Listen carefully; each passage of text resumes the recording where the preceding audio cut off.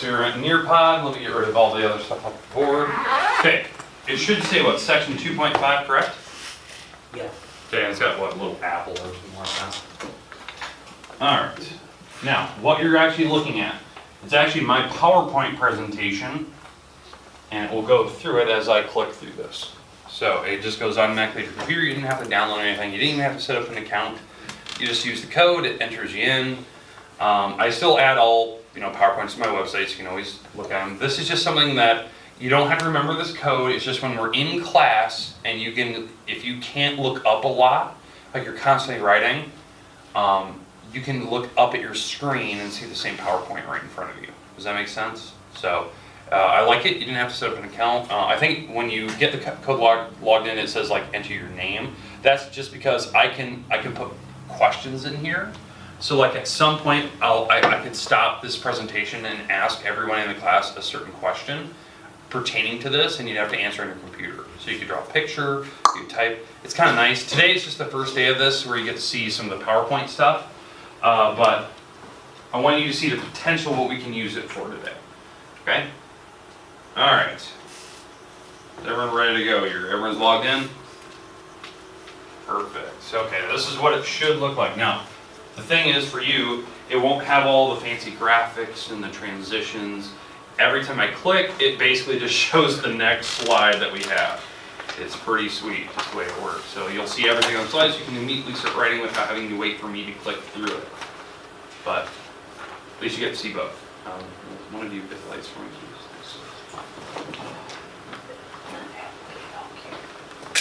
All right, so let's jump through. Let's talk about what our goal is today. It should change on your screen automatically. If yours is not changing, just let me know.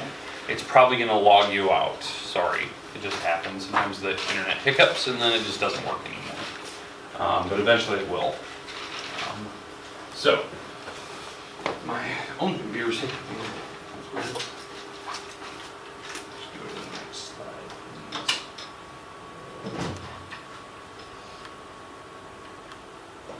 All right, goals, you probably already see all the goals in front of you. I want to do one quick review of the Law of Detachment and the Law of Syllogism. This is the thing that we talked about last week before the test on different strategies for attempting problems where detachment is when you immediately call back into some previous knowledge that you did. It's a lot of deductive reasoning. Syllogism is when you connect the dots between multiple circumstances and come up with a final conclusion. You have to have both. You have to have both types of laws in your brain to actually function, to actually output things. And we'll kind of go through that because I know this seems weird. We do need to review that stuff because it will be a huge help when we start doing proofs today. We are going to start talking about algebraic proofs and mix them with geometry stuff, and it is important that you do know some of the basic stuff. Now, what we're also going to talk about is what the word postulate is, but we're actually going to look at postulates today, actually look at what one is written as and what that means. It's called an axiom in math. We'll look at postulates 2.1 to 2.7 today. Hopefully we can get through those. If we don't get through them today, that's fine. We'll continue tomorrow. Then we're going to look at a theorem. We have a couple theorems today, 2.1, 2.2, I believe. But we'll actually look at a proof for the first time. Well, like an actual geometric proof. And that's kind of my goal. I want to get to this part. Now, if we don't get to here, that's fine. Because at some point today, I do want to start reviewing algebraic proofs. So I know that seems weird that we're going to jump back to something we did in the last chapter test, but I said they don't go away. In fact, we have to get better at them, so we have to start practicing them more and more and more. So, but this is kind of our outline today. Now, as a quick reminder, if you know you're going on the ag trip tomorrow, I don't think there's only a select few people that are going, but if you're going on that, you have to have everything wrapped up today. I know some people came in this morning to take a retake for me. That's fine. They're starting the process for doing retakes. The retakes have to be done before Friday this week, so by Thursday after school, they have to be done and finished.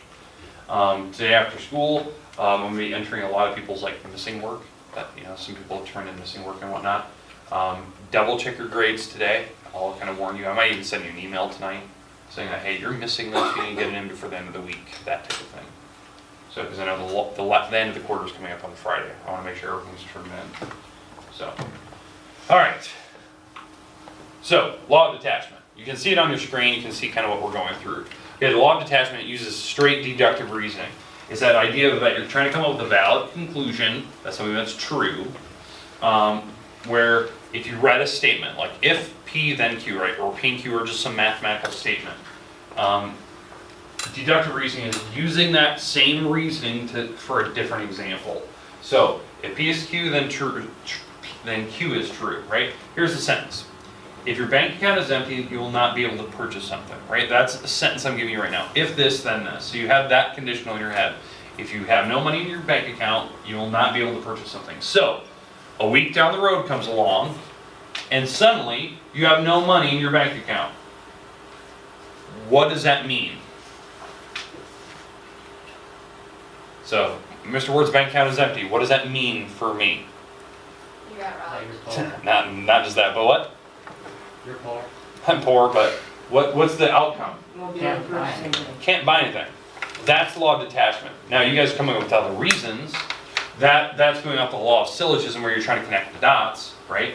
But the simple fact of law of detachment is just taking like something that happened earlier, that if you know you're not be able to purchase something, that's fine. Okay? Now, funny examples like I got robbed or you lost all your money now. So those are going out different examples. The only thing is like law of detachment is taking one sentence and immediately going to another one and using the same reasoning. A lot of people do this and they're trying to problem solve for the first time. We warned of this like last week, right? When you're trying to go after a certain math problem or a certain science problem or something in the shop, a lot of people resort to things they've already done before. That's not a bad strategy. Like, oh hey, I remember fixing this once. I did it this way.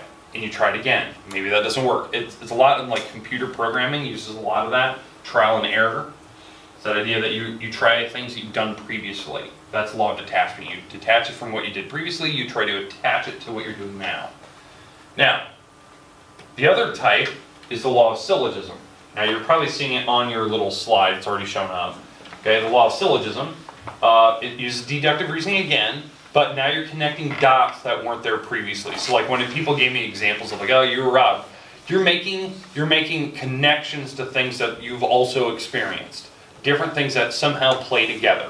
Okay? So valid conclusions still, truths. So if P then Q, and if Q then R.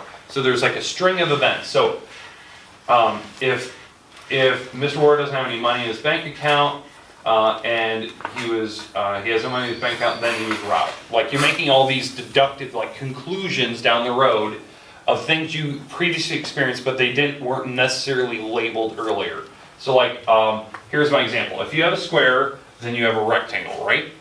And the second sentence, so if I give you a square and you know that that's a rectangle, and I told you that all rectangles are parallelograms, so rectangles are parallelograms, then you can make that law of syllogism that if you started with a square, you could eventually say, okay, I know that I have a square, it is eventually a parallelogram.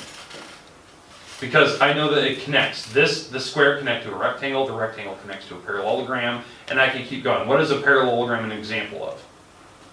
What's the name of a four-sided figure? Quad. So you can go one more rung. So I could say, a parallelogram is a quadrilateral. So then I can jump that a square is a quadrilateral. I can go through that daisy chain of events. They're all connected, chain reaction. It's connecting one item to another, and there's a root cause. Whether it's true or false, there's a cause to it. Cause and effect.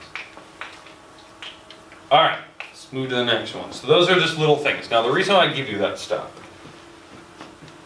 at some point you're going to have to call back on previous experiences, previous knowledge. How did Mr. Ward do this problem earlier? How did we do it in the homework? What did it look like on the PowerPoint? You have to be able to connect things. Because what we're going into is called postulates and theorems. We're going to be eventually proving geometry properties. We do this every chapter. It's every section of every chapter. There's little problems that we have to prove certain things. You need to get the first steps on how to do it. We've already started the first steps. You've learned how to do algebra proofs. Now we have to do geometry proofs. They look different. There's structures to them. A postulate. Let's talk about that. If I give you a postulate, we're going to do a lot of postulates today. Or axioms, if you want to call them that. They are mathematical statements we accept as truth, right? We had that in the last chapter. We don't prove these.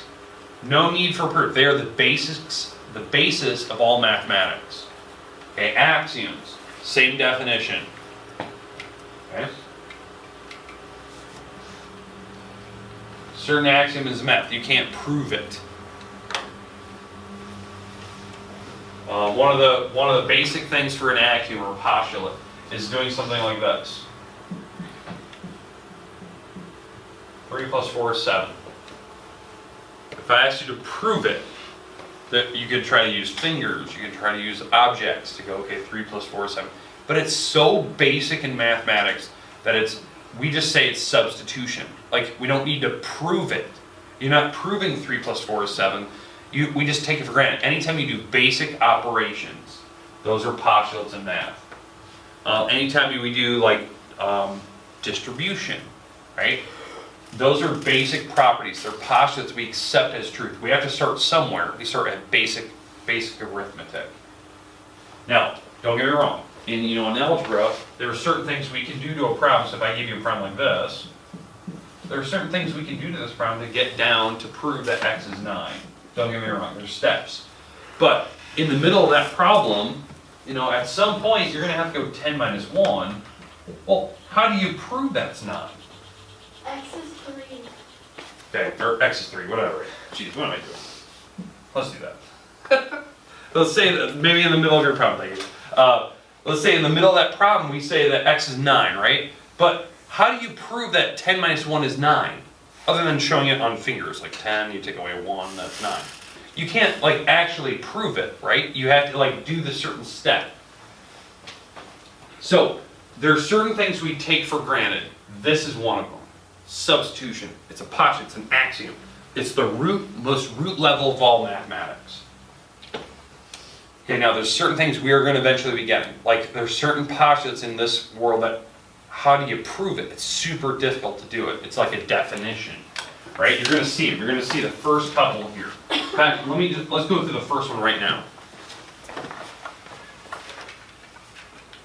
Here's the first one for geometry. First postulate you ever get to see is in the second section. How they number these? They number postulates by the number, what chapter you're in, so postulate number 2. So you're in the second chapter, point 1 is the first postulate you're learning. So chapter 2's first postulate, 2.1. We didn't have any postulates in the first chapter. They're just trying to get you to know basic definitions. Second chapter and third chapters, now they number them. And yes, as we go through this third unit, which is proofs on geometry, we'll eventually be spilling over to chapter 3.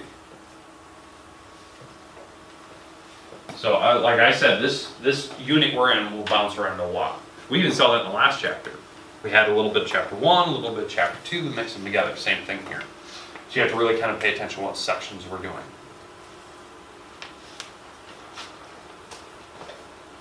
Alright, so this is the first one. Through any 2 points you draw on your paper, there is exactly one line. Any 2 points you can draw exactly one line. Now, what type of line is that when you look at that picture? There's 3 types of lines. What is that one? Nope, not a ray. There's ray, there's a segment, and what's the third one? It's the third type. It's just called a line, by the way. It's self-entitled. Not a good start. Alright, so line. That's what it is. Now, how do we name it though? Notation. How do you write lines again? And remember the notation we used like on the first chapter test? Okay. You could go 2 letters with a line up above it, like that. Or, what's the other notation? Just do line N. Yeah, line in. These are the only 2 ways you write it. Now you can switch the P and R around. You're totally fine doing that. But don't write this. This is how you get things wrong on tests. I count that wrong. Don't use 3 letters. The cursive letter in the beginning, that one was the name of the line. It's not an actual dot on it. So you made 2 mistakes there. And you shouldn't be using more than 2 letters if you're going the whole route with the little arrows above it. Now, why this is a postulate? How do you disprove that there's a line going through 2 dots? There's not. Through any 2 dots, there's exactly one line. If there was more than one line going through these two, it wouldn't be straight.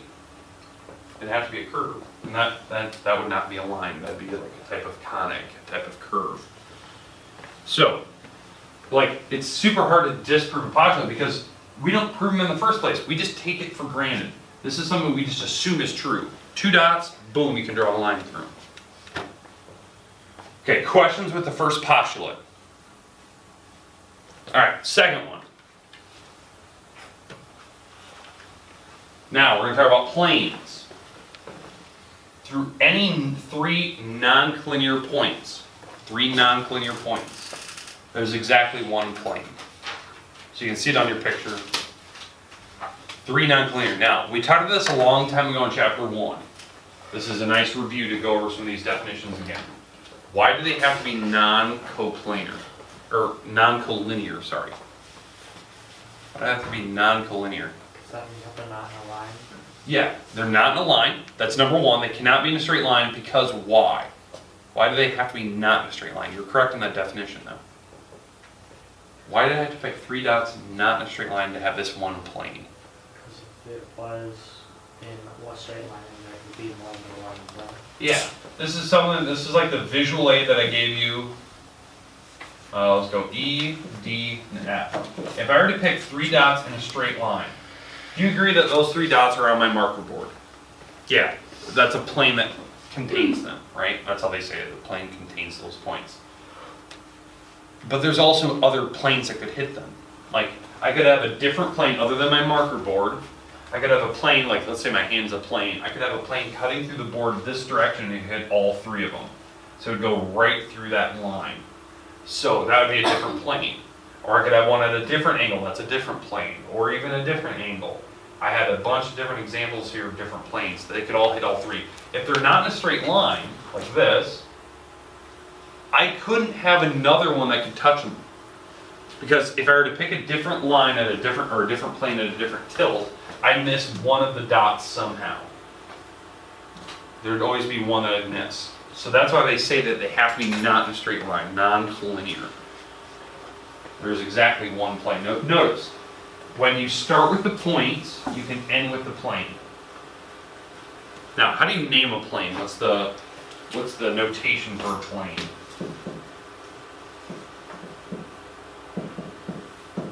What's the notation? How do I write it? Plane K.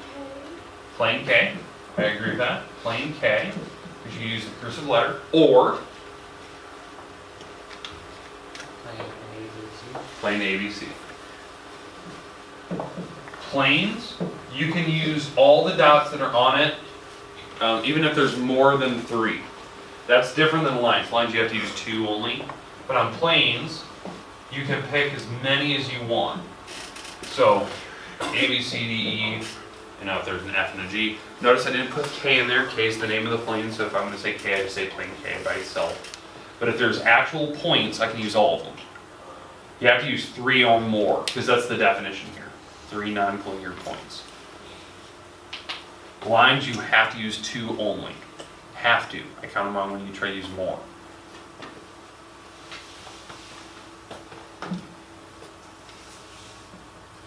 Okay. Pretty basic stuff, right? It's going back to definitions. That's why they're postulates. We can't prove it. It's just something that we just take for granted because it's a definition of those words. That's what a good postulate is. Okay, third one. Now we're going backwards. Now these are, in fact, I'm going to put this in here. This is the converse of postulate 2.1. Now, converse, if you don't remember from the chapter test we just took, it's when you reverse the coordinates around, or you reverse the sentence around. So on 2.1, it said we start with, 2 points. There's exactly one plane. This one says if you start with a line, now you have at least 2 points that are on it. So if I have a line that's drawn, now I have the line to start with. I don't just have the points and I'm going to draw a line through it. I have the line to start with. I can now label more than 1 or 2 dots on this thing. So you're starting with a picture, and now I can go ahead and label these 3 later.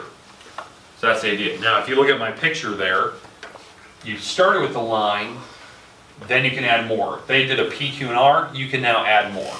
Because you have at least 2 points that have to be on this thing. Does that make sense? You can do that in any picture from now on. That if you had a line, you can now label other points on it wherever you want. That's a kind of important thing to know, because of this postulate allows you to do that. There's at least 2 points that are on it. The 2.1 started with you had the points, but you need to draw a line through them. So now you can draw your own lines with that 2.1. Okay, any questions with the first 3 so far? Now, what do you think the next postulate's going to do? What do you think the next postulate? This one was the converse of 2.1. Converse 2-2. Yeah. This is the converse of 2.2. It's just taking the words and switching around. So in 2.2, if you don't remember, it talked about if you had 3 non-collinear dots, you could draw a plane that would contain them all. This one says now you're starting with a plane, and you're going to draw 3 dots on it. It has at least 3 points on it. So in this case, I can start filling in more dots, more dots, more dots. As long as they're non-collinear, hopefully.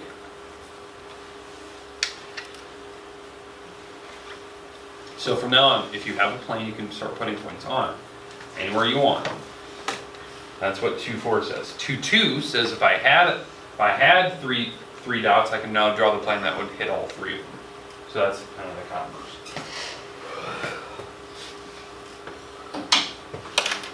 Now, we've been talking the whole time, these are planes. You need to understand when you look at this picture, there's no border. I know it looks like there's a wall. There is no wall to this picture. No actual edge.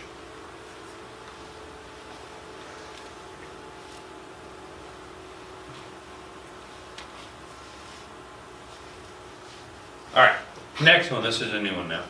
2.5, here we go. I'll let you write this down, then we'll get to it. 2.5. Okay, if 2 points line a plane, so you have a plane, you have 2 points, then the line that contains them also lies in the plane. So it's kind of common sense. I'll let you write that down here to start with.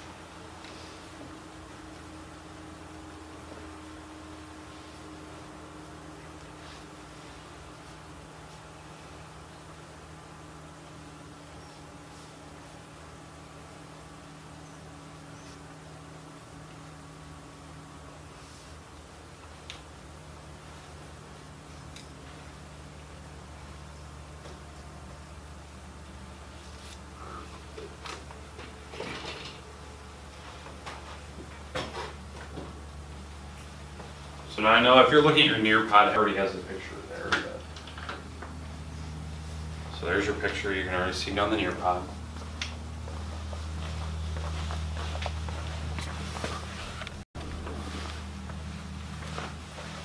So 2 points line a plane, then the entire line containing those points line a plane. Because how this one works, even though it's a postulate, I know a lot of people try to prove this thing. So you have a plane, and there's 2 points on it. Well, the idea is it goes back to the first postulate that I gave you. So go back, look, what did the first postulate say? Postulate 2.1. Okay, so any 2 points, so here's my 2 points, there's definitely a line that passes through them. Right? That's what 2.1 said. Well, what this one says more specifically is that when you have 2 dots that are on the plane, the line that goes through them is also contained on that flat surface, so it's on my marker board. That should make sense, because the 2 dots are there, and any 2 dots always has a line that passes through it. So it's falling back to previous postulates. It all seems like you could prove it, but it just comes back to common sense. Like, how do you disprove that it's not on there? It's the example I think I gave you at the very beginning of the year, back in August 23rd, right? Was that when you took 2 planes and you crossed them, like a piece of bread and a butter knife, and you scored the bread, it drew a line right on the bread, right? Because you're making 2 points of contact with that knife, the front and the back of the bread, and when you drew the line through it, it actually, it scored the bread and actually produced a line on it. That's the idea. You're connecting 2 points with a line, and it happens to be on that plane. All right. Let's go to the next one here. Put my clicker right there. 2.6. If two lines cross each other, they intersect, then they intersect at exactly one spot. That's a postulate. So two lines intersect. They intersect at one point. So on this case, you'd say point P. We did that a lot in the first chapter. We did that on the chapter test even in that chapter. That was one of the big questions that a lot of people were messing up on. You have to write the word point P. That's where they intersect. So what you're seeing in this last postulate 2.5 and 2.6 is that we're now looking at the interactions of objects. So like if I were to put points on a plane, then the lines on the plane. This one says that two lines cross, they make a point. What do you think the next postulate is going to talk about? What objects interacting? Two planes. That's pretty much what it talks about. So this one talks about two lines intersect, they form a point. So two-dimensional objects cross. And again, you can label more than 2 points now because of that. The third postulate we talked about, that when you have a line, you can put multiple points on it. A line contains more than two. So I can start labeling all these points along this line T or this line S, and point P is where they cross. 2.7 talks about when planes intersect, I think lines. And that was that example I showed you earlier about, like a plane of like a bread and a knife. Those are two planes, they cross, they make a line. It's like these walls in this room. When the walls touch, they make a line right down the seam. When two marker boards intersect, two marker boards touch, they make a line right down the middle. You're seeing it right here. There's a perfect example of the middle beam right between them. Those are two planes touching.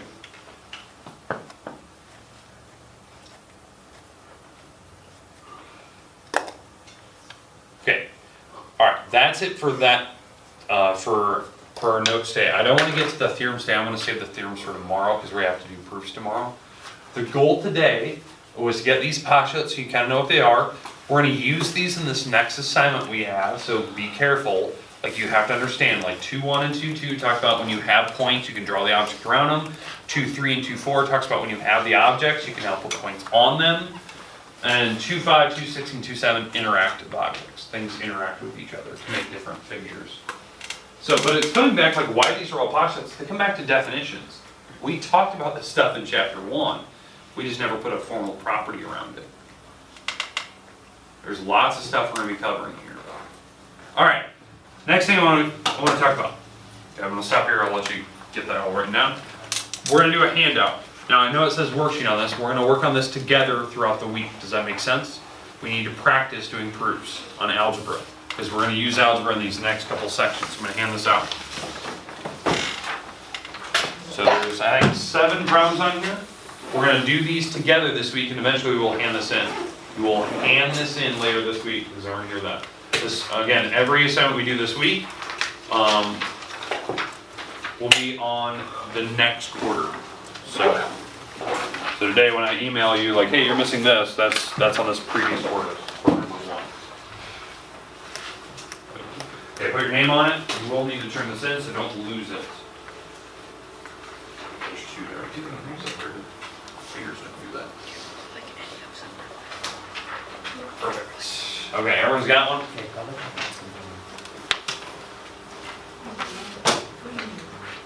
Okay. Again, we do need to review this stuff because we are going into proofs on, theorems and stuff. We do need to know how to do algebra proofs. Like the problems you're seeing here could be in the middle of a problem, where it says, hey, prove that, x is 10 or x is 3, that example I botched earlier or I wrote it down. The idea is that you can have a bunch of stuff here where we have to actually do algebra. Does everyone have their property sheet still? The property sheet where it was like distribution, commutative, associative, that section 2.1 stuff. You do need that property sheet. It was one-sided. We'll be using that on this next test as well. And like it doesn't go away. We have to use them a lot. This next chapter test, we have to be very good at doing these algebra proofs. Okay, here's what I'd like you to do. We're only going to do one of these today. We're going to do these throughout the week. There's 7 problems. We're going to do a couple each day. So today we're just going to do one. I'm going to pop it up here on the board, so have your 2 6 out. And we'll open it up so you guys can see this.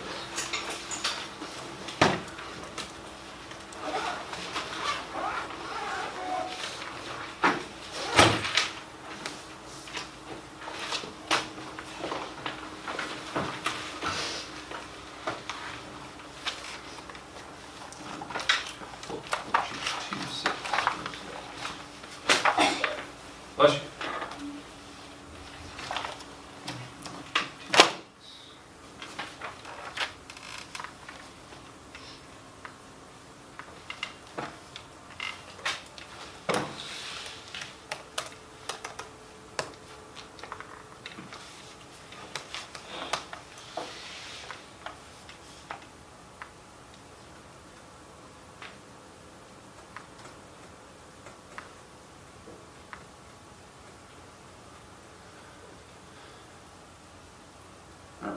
I think it's this one, double check. Is this the worksheet I just handed you?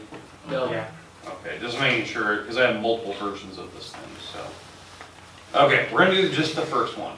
We wanna do a simple proof, simplifying this thing down, showing all the work, why the answer would be a certain way. Now, these are expressions, so eventually what I wanna get down to is to prove, after a couple lines of work, and we'll put all the work off to the side here, is to show that eventually we should get down to 20x minus 70y plus 80. Like, I know most people can do that in their head. They just see that answer, that's what they know.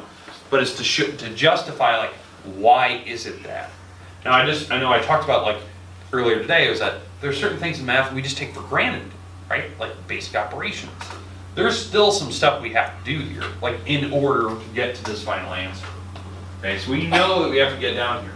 Now, when we do a proof, we always have to start with the first line. So, however you want to do this, if you want to write this off to the side, you can. This is the reflexive property. Rewriting the problem down. You don't need to write reflexive. We'll do that later when we get to geometry proofs. And I'll show you a reason why. Okay, when we get down to my final line, whatever line that's going to be, notice I put a little triangle of dots. This signifies that you're getting done with the last line. The last line, I should have 20x minus 70y plus 80. I need to get down there, and there's going to be some reason why I got to that step. So that'll be next to it. These are statement reasons, algebraic proofs. Okay, the first line of work, what should we do when we first start this problem? Distribute. You gotta hand that 10 to everything. Now that's the part a lot of people forget. They forget to write this. You're handing the 10 to each item. You're not actually multiplying it. You're just handing it out. That is distribution. I ran out of space, but that's distribution. It's the simple fact that you're handing out the 10.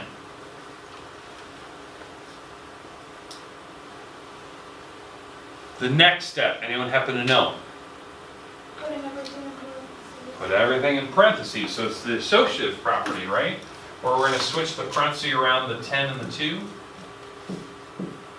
We're going to switch the parenthesis around the 10 and the 7. We're going to switch the parenthesis around the 10 and the 8.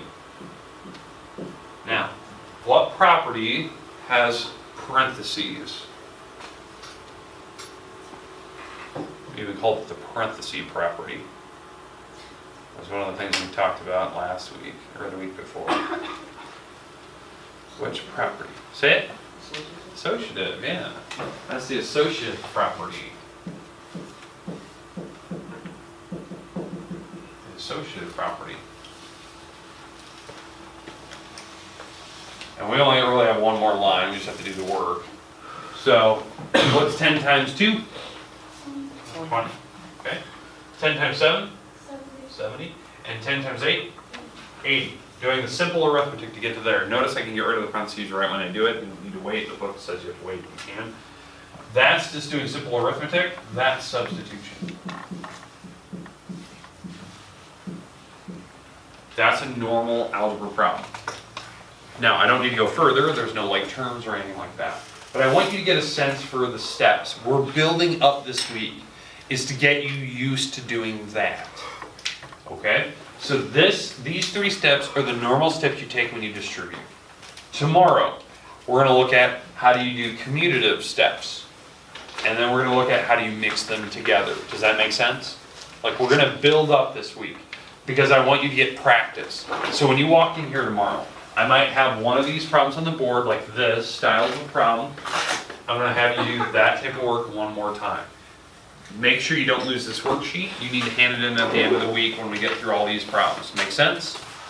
Okay, bring your property sheets too. If you've already lost it, you might want to go online and print off a new one. You go to my website and see it. I think it was on the website last week when we were doing Bruce.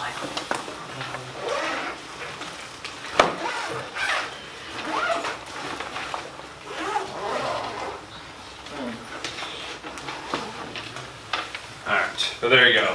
That's it for today.